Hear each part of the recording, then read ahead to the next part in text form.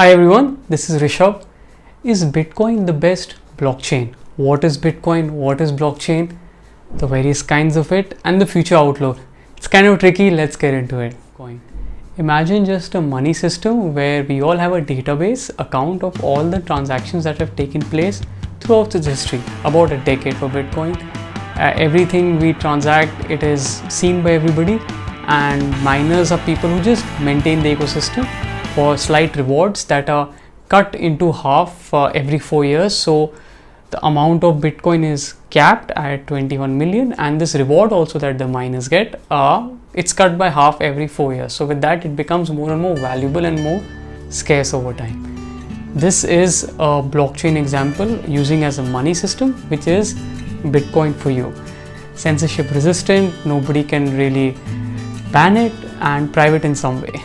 Blockchain is just a chain of blocks where we all are connected. In my experience, I've seen if we have social tools, like we can interact socially, as in social media. If we have political tools, we can vote, different kinds of voting, be it the UN style veto voting, one person, one vote, various kind of models, hierarchical voting to financial structure in a blockchain where we can share economic value. If these three things are together present, then that makes a valuable blockchain. Now we can have blockchains which people are now using because they're saving on transaction costs, they're having a system of less corruption, more openness, transparency. This is leading to the adoption of blockchain. It is not just a hype, but there are various kinds of blockchain because human society can be organized in many ways. We came from dictatorships, countries, democracies, to now flirting with this idea of decentralized organization. Who knows where the future goes? Interestingly, people thought there was only one. It's gold is only one, but the irony is that it's just software, open source code.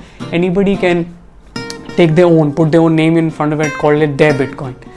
The reality is, in the ecosystem, what we have seen is, if people don't agree on certain things, they'll, instead of say 21 million, I want a billion Bitcoin, or I want some other change in infrastructure, some technical feature to be different. And we have our own coin, like historically we have had Monero and Z and Dash, because they wanted more privacy in their version of Bitcoin. So they had their own branding. In the current time, we've had coins like Bitcoin Cash, Satoshi's Vision, Gold, Silver, Diamond.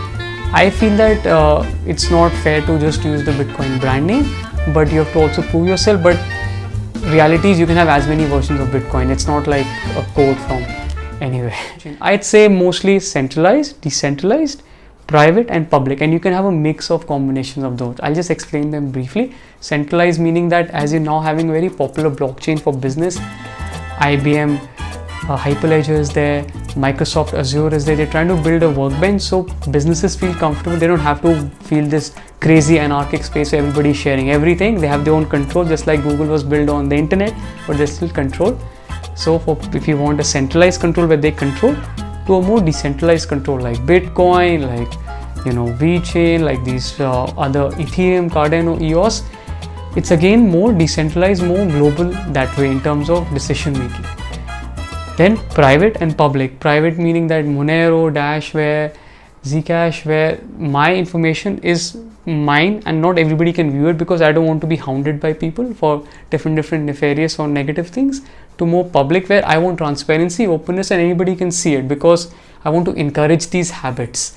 Like I want a traceability ecosystem where anybody can see what is negative and think I am doing conflict diamonds, and I want everybody to be able to see from source to the end like what is happening. So I wanted more public so nobody can raise questions.